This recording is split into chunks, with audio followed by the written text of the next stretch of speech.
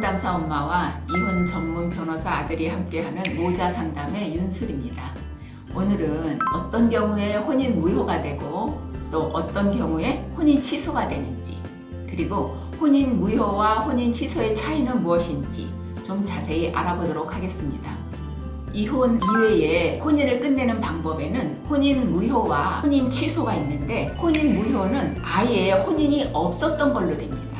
그래서 서류상에도 아무 흔적이 남지를 않습니다. 초혼인 경우에 이제 혼인 무효 판결을 받으면 그건 미혼이 되는 것과 같습니다. 하지만 혼인 취소는 그 취소 판결을 받은 날부터 혼인 관계가 성립하지 않는다는 점에서는 이혼과 비슷하고, 혼인 관계 증명서에도 혼인 취소라고 남게 됩니다. 만약에 아이가 있는데 혼인 무효 판결을 받았다. 혼인 관계가 아예 없었던 걸로 되는 거기 때문에 혼외자가 됩니다. 혼인 취소인 경우에는 취소 판결을 받기 전까지의 그 혼인 관계는 유효하기 때문에 친생자로 인정이 되고, 상속, 재산분할, 미자료 청구 이런 것도 모두 가능합니다.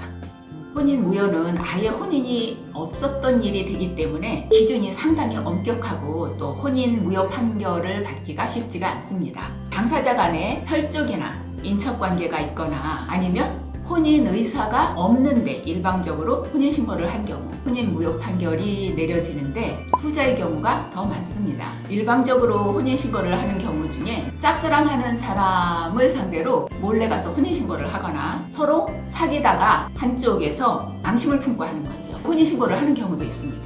그래서 어떤 경우가 있었냐면, 여성이 결혼을 진행하면서 그 집 문제 때문에 대출도 있고 이래서 미리 혼인신고를 하려고 보니까 여성분이 혼인신고가 되어 있었던 거예요. 그래서 어떻게 된 건가 알아봤더니 헤어진 전 남친하고 혼인신고가 되어 있는 거예요. 그 시어머니부터 뭐 난리가 났어요. 파혼을 한 해 만에. 사실 남녀가 사귀다가 헤어지는 건 흔한 일인데, 이 여성분은 이제 이상한 남친 때문에 엄청 큰 피해를 본 거죠. 혼인 취소 사유에는 6가지가 있습니다. 첫째는 상대가 18세 미만의 미성년자일 경우, 양쪽 다 미성년자인데 부모의 동의나 후견인의 동의가 없을 경우가 두 번째고, 세 번째는 6촌 이내의 혈족이거나 인척인 경우, 네 번째는 중혼일 경우, 그리고 다섯 번째는 사기나 강박에 의해서, 강박이라는 건 협박을 말합니다. 이제 여섯 번째는 결혼 생활을 유지할 수 없을 정도의 어떤 악질적인 문제가 있을 경우, 이럴 경우에 혼인 취소 사유가 됩니다. 근데 그 중에서 사기나 강박에 의한 경우나 아니면은 악질적인 문제가 있는 경우, 그 두 가지 경우가 제일 많습니다.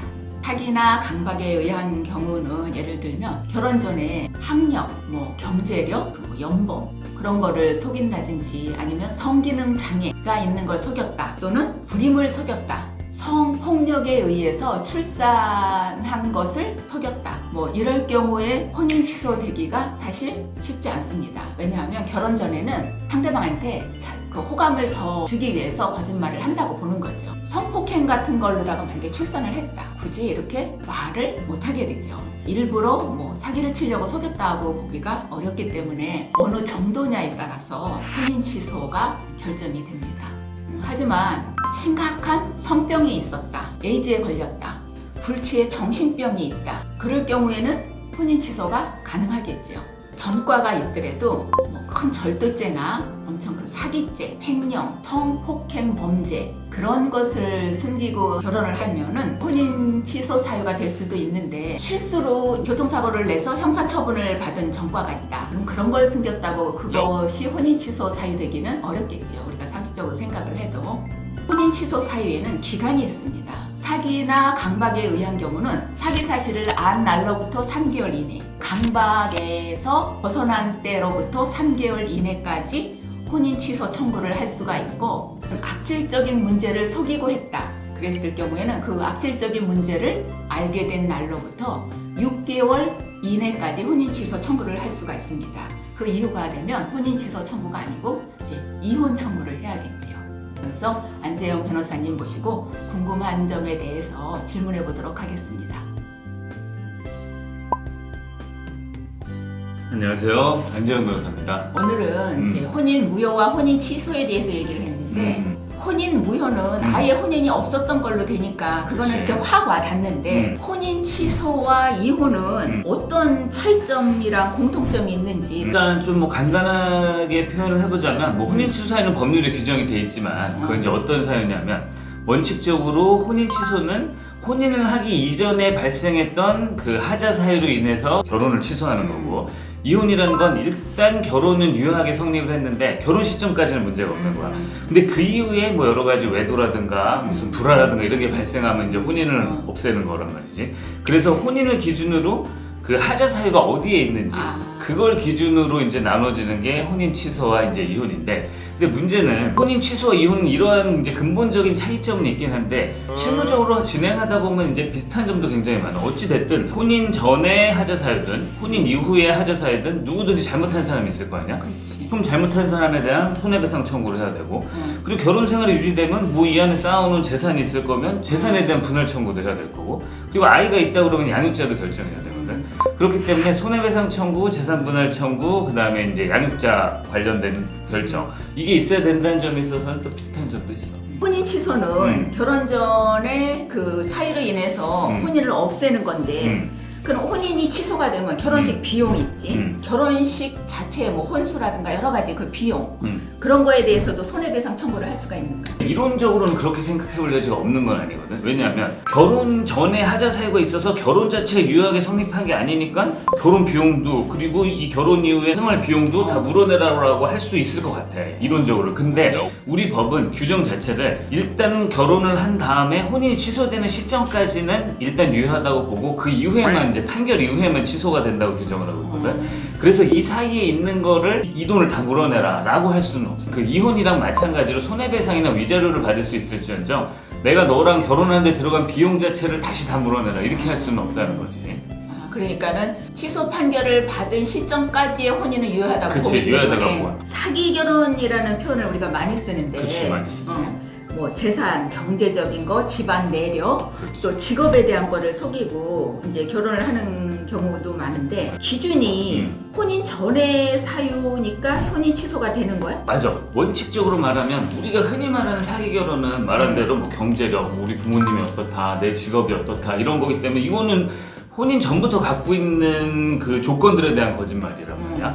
그렇기 때문에 이거 원칙적으로 혼인 취소 사유라고 보는 건 맞는데, 근데 여기서는 우리 판례가 약간 시각을 달리해서 부부 사이에서는 기본적으로 연애할 때는 조금 자기를 과장하거나 자기 불리한 사실을 숨기는 게 인지상정이다. 그렇지. 이건 사람이라면 누구나 어느 정도밖에 그럴 수 없다. 아빠도 거짓말했거든.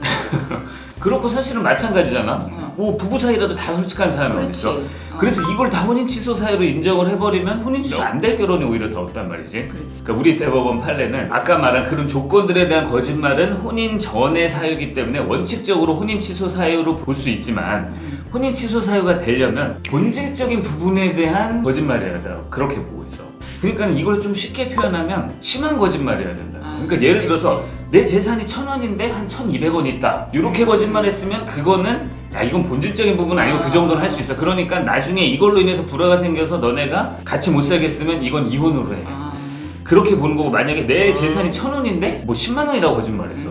이렇게 되면 너무 큰 거짓말인 거잖아. 그렇기 때문에 이런 경우는 본질적인 거짓말이라고 해서 그런 경우는 이제 취소다라고 보는 거야. 그래서 실무적으로 봐도 직업 같은 경우도 약간 거짓말한 경우에는 그냥 그것 때문에 불화가 생겼다 그러면 이혼 사유로 다투고, 만약에 내가 정말 직업이 아예 없는데 재벌집 아들이다 이런 식으로 했다 그러면 그런 경우에는 이제 혼인 취소 사유로 보고, 하여튼간 그 법원에서 말하는 기준은 본질적 부분에 대한 기망이었냐 아니냐 이걸 기준으로 판단하고 있어요. 출산 경력을 만약에 속였다 여자가 그럼 그것도 혼인 취소 사유가 그 어떤 경우라도 다 되나? 그렇죠, 마찬가지지. 혼인 경력 역시도 결혼 전의 사유인데 사실 혼인 같은 경우는 당사자 사이에서 되게 중요한 부분이라고 할 수 있을 거야.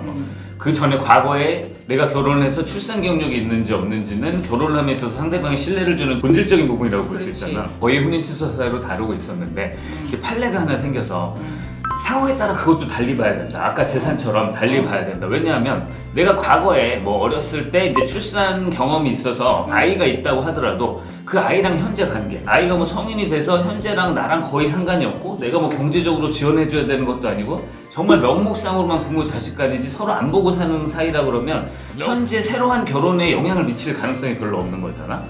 그런 경우에는 이거는 무조건 혼인 취소 사유로 볼 수는 없고, 만약 이로 인해서 분화가 생기면 그거는 나중에 그 이혼 문제로 다뤄라, 이런 취지의 판례가 한 번 있었거든. 그러니까는 결과적으로 똑같다고 보면 돼. 그러니까 본질적인 부분에 대한 기망인지 아닌지에 따라서 혼인 취소로 다룰지 이혼으로 다룰지가 결정된다는 거지. 오늘 혼인 취소에 대해서 궁금한 것들이 여러 개 있었는데 그거에 대해서 해소가 많이 되었습니다.